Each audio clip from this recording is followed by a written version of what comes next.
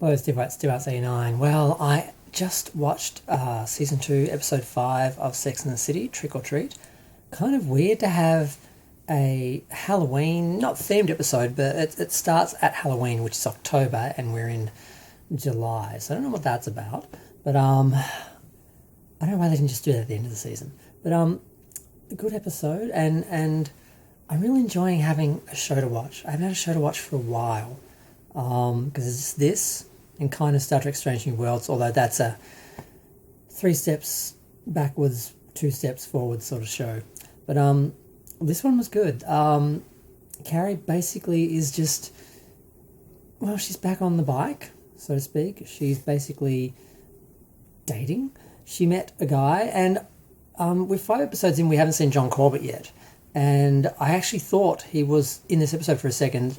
She's talking on the street, on the phone, and she stands in a bike path, and the guy basically crashes his bike to avoid hitting her and breaks his wrist. But at first, when he had the helmet on and everything, and I thought, oh my God, is that John Corbett? Is that how they meet? They just bump into each other on the street, and I'm like, oh no, it's not him.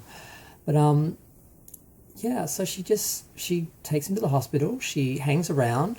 He has to do some presentation, and she's sort of broken his wrist, so she's trying to help him out. And then they just end up making out, and it's sort of working, but it's not working because he's in a relationship with his business partner. That guy's the money, and he's the creativity. And she sort of realizes that they're in a relationship, that he's already married to this guy. And because they have these incidents all through the episode, I've sort of jumped right to the end, but they have these incidents all through the episode where he keeps interrupting them. And they're making out, and he's forgotten to send something through, so then he goes off to do it, and he leaves the phone, and the guy's just talking to the room and to Carrie, and she just sneaks out, and she's going out down the stairs. And she just says to the guy, look, you're already in a relationship, and she's like, I'm done. But at least she got back on the bike was sort of the message there. And I'm enjoying seeing her back on the bike because as someone who is single and probably never going to have a partner, I don't really see myself like marrying, settling down. Like, I'm not a conventional person. I'm going to be either dating or single and hooking up for the rest of my life probably. And that's a lot of people. A lot of people don't have the happy ending with the marriage and the kids or the whatever, whether they're straight or even just the marriage with the non-straight people.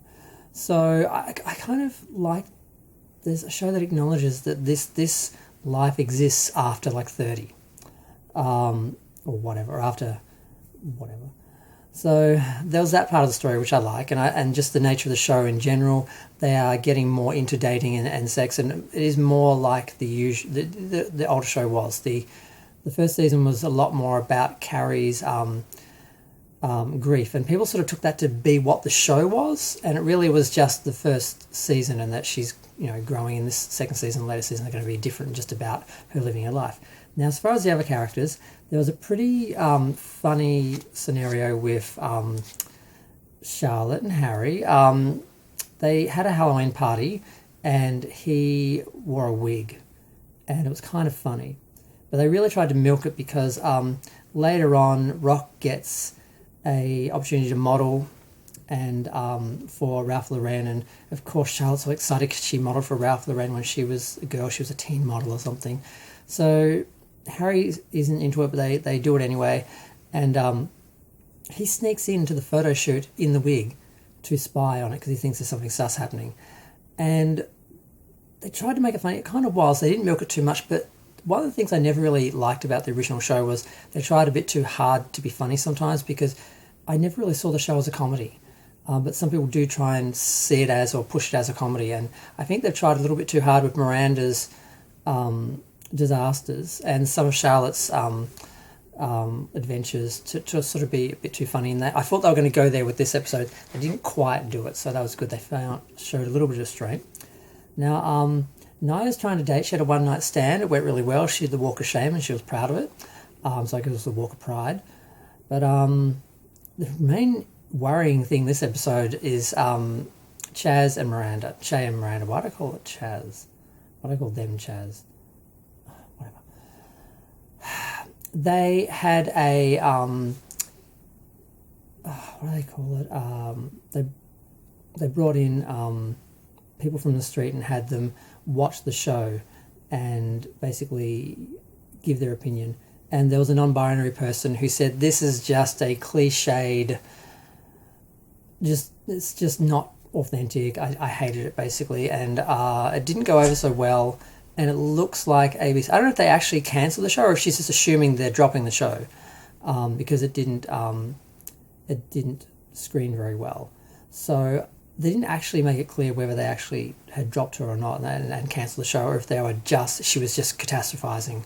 But Miranda was trying to be a cheerleader and being annoying as hell, and she said, "Look, I need a few days. I need you to like go away for a day. I just need to be by myself." And when you're in a relationship, if the other person's something you need to be away from, it's really a bad sign. So they were looking a bit more solid at the start of the season, and then they seem to be having a lot of issues, and I'm not sure that their characters are going to last. In which case, I'm not sure what's going to happen with Shay. I guess they will just disappear. But yeah, so she had already worked out to stay in Naya's ex's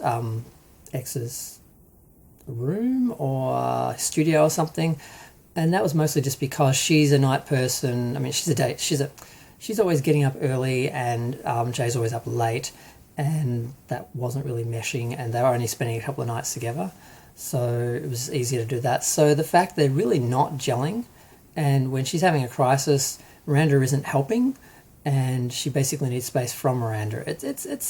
It's not a good sign. Now, are they going to grow? Are they going to work on the relationship, or is it not going to work? And this is so. Or are they just creating a drama because they can't just have two characters just have a relationship and not have drama because they think we need the drama. I'd be happy to just watch them just be a couple. I don't need them to be on the edge of breaking up and catastrophe every episode.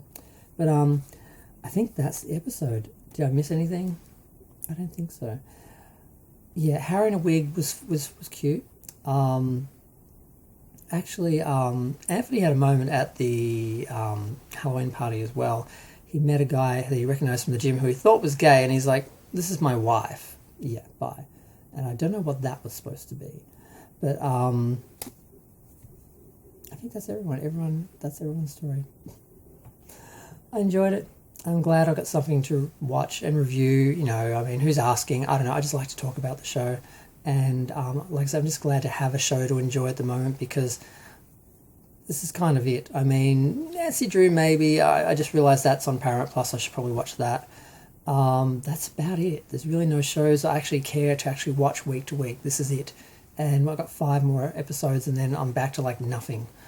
So yeah, I'm just going to try and enjoy it while it lasts. But I'm going to go. Feel free to share, like, comment, subscribe. Let me know what you think. Thanks. Bye.